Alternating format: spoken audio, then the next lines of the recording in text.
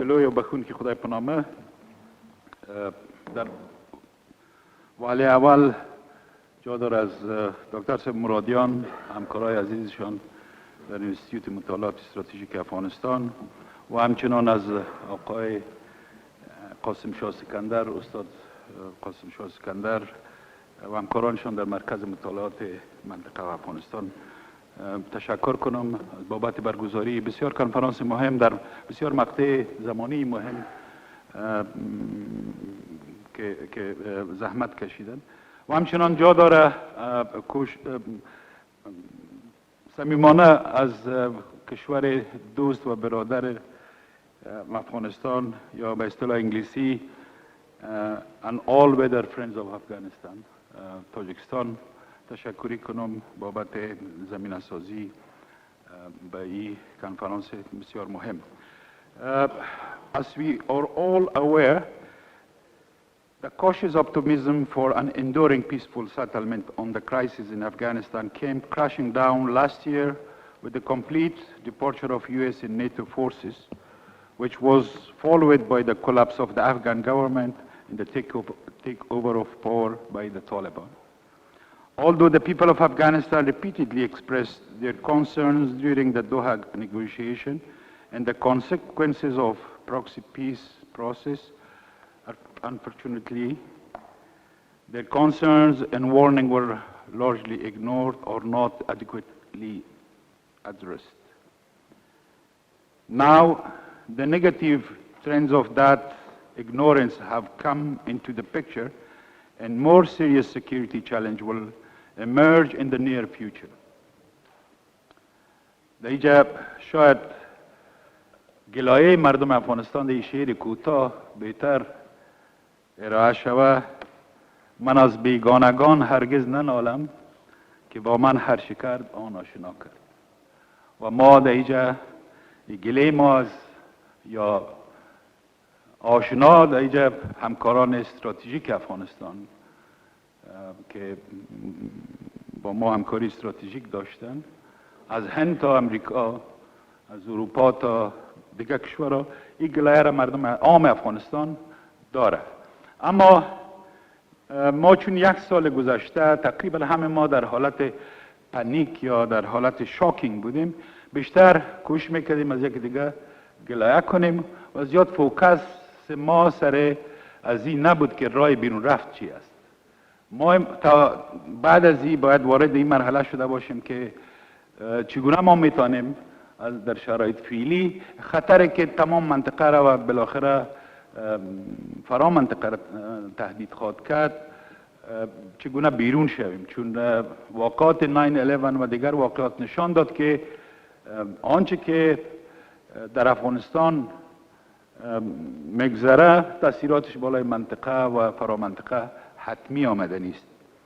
The killing of Ayman al-Zawahiri in a well-protected area of Kabul makes it clear that while the situation of human rights, women's rights, girls' right of access to education, freedom of expression are severely deteriorated and are on the path of elimination, while the security threat to the people of Afghanistan, the region, and beyond the region is increasing.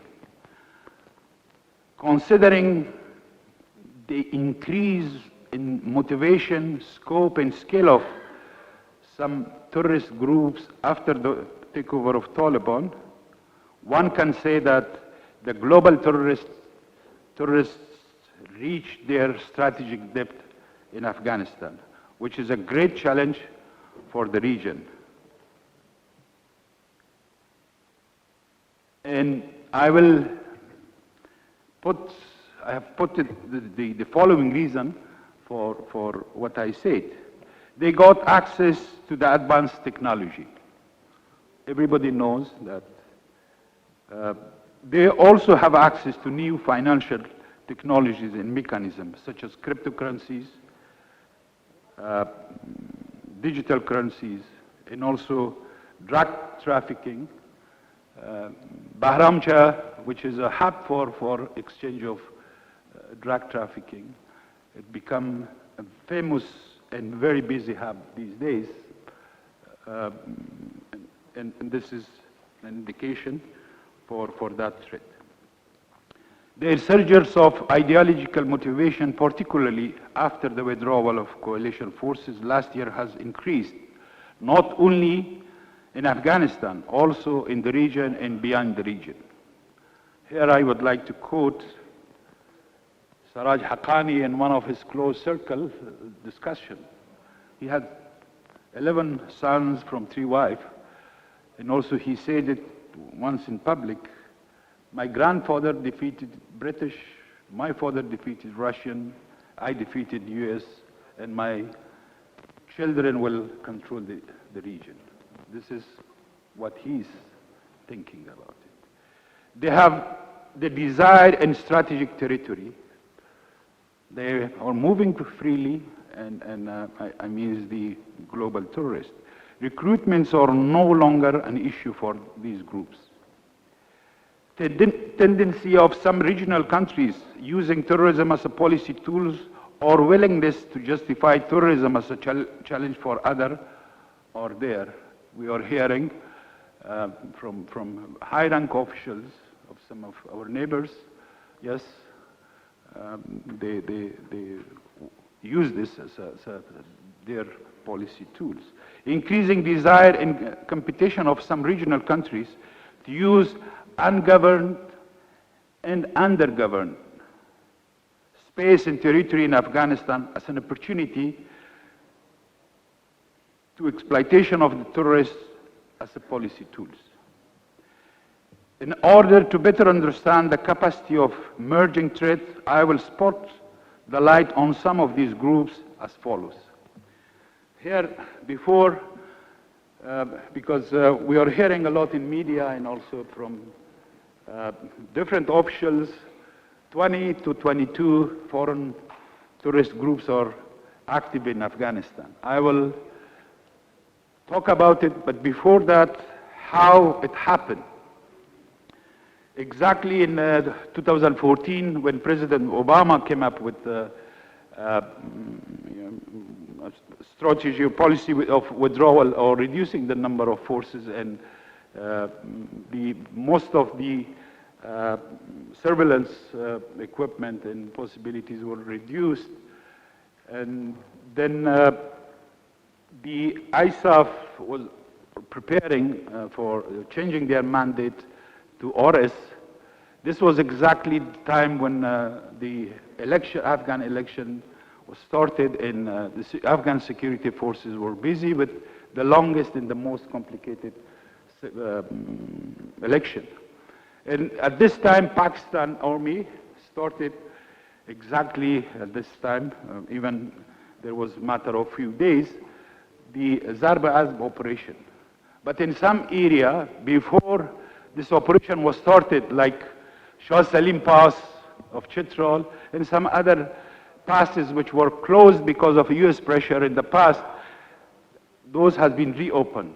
And some of these regional or foreign terrorist network using the local shelter of those areas which were under control of Taliban, they were pushed inside Afghanistan. And I can give you several examples, and several operation was conducted. Just I can give you one example of Haki Afghan, which around 80 foreign terrorists were killed. Among them, there was Kazakh, Kyrgyz, different people, which they came from. And there is when all this happened, and when the unity government was formed,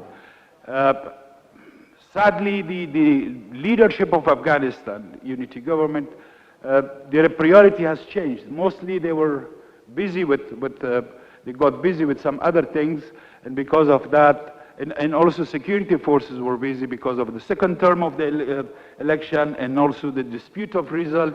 Somehow those was the big challenge.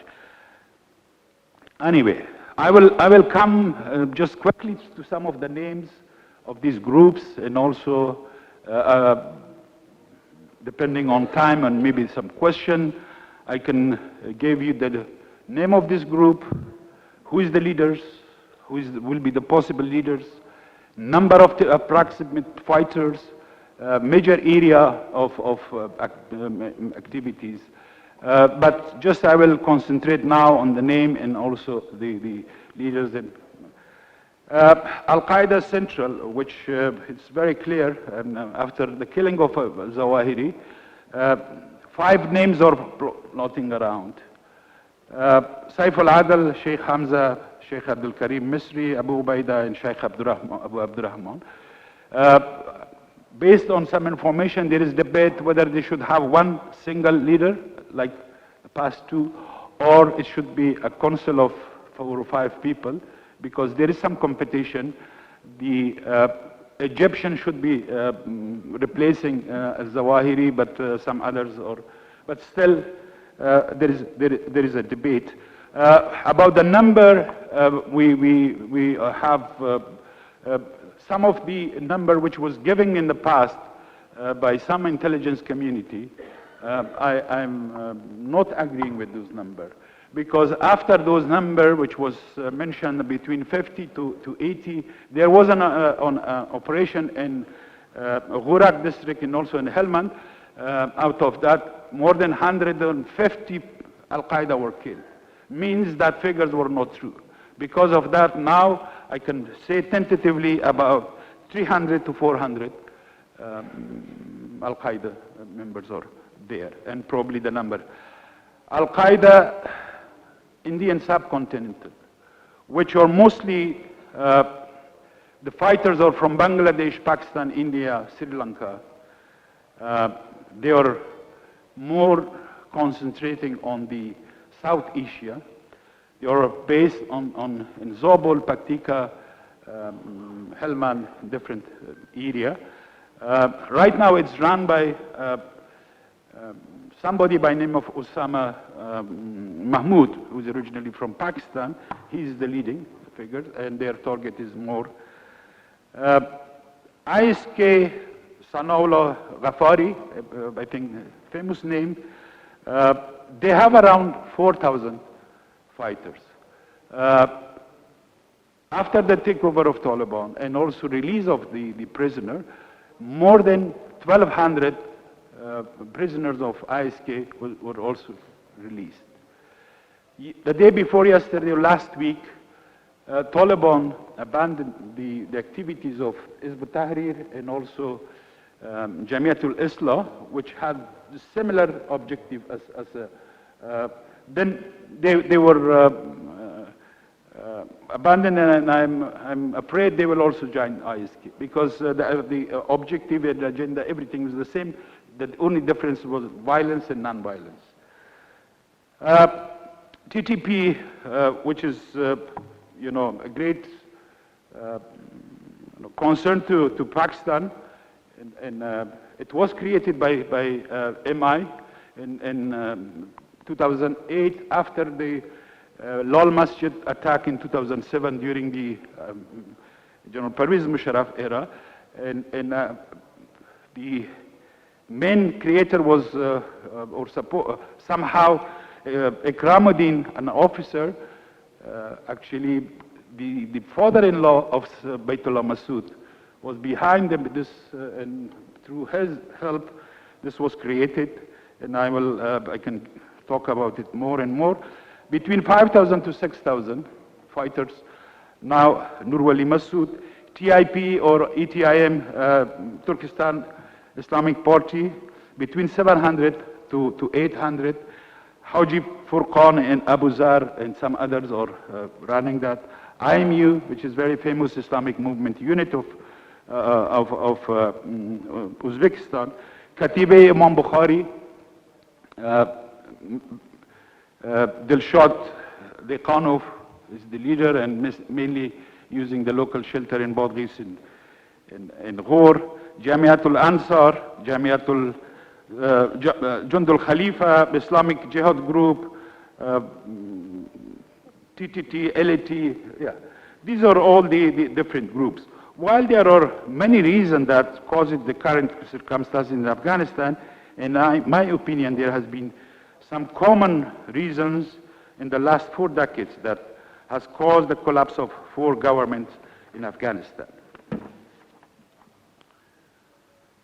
The common reasons are as follows. We usually over-rely on copying political system and government from outside without giving too much consideration to our organic structures.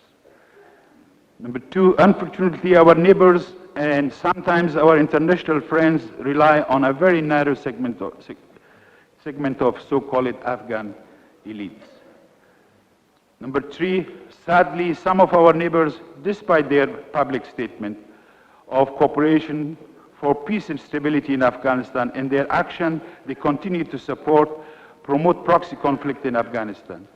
In particular, one of Afghanistan's neighbors has a long history of supporting military, the most extreme element in Afghanistan, and have actively undermined the moderate elements in Afghanistan. As a lessons learned, I would like to conclude my statement as follows. Number one, extremism does not just reside inside Afghanistan's border. It has been proven that any unilateral peace deal with the Taliban is not a generational game changer. Without recognizing anti-peace character of the mentioned extremist group or forces as a whole, and as a matter of fact, peace process and efforts cannot be achieved the desired result. Rather, it will be the repetition of the same 4 decades cycle for the people of Afghanistan. I would like to emphasize here that one cannot distinguish between nurturing good extremists and bad extremists for the purpose of the geopolitics. We should know by now that political formulas and political leaders imposed on Afghanistan from outside that does not work. We should seek to create platform whereby authentic Afghan voices and those with root in Afghan society can make decisions about Afghanistan's political future based on the ground realities and understanding the monopoly of power by any one group is a recipe for disaster and continuation of conflict. Thanks. Thank you.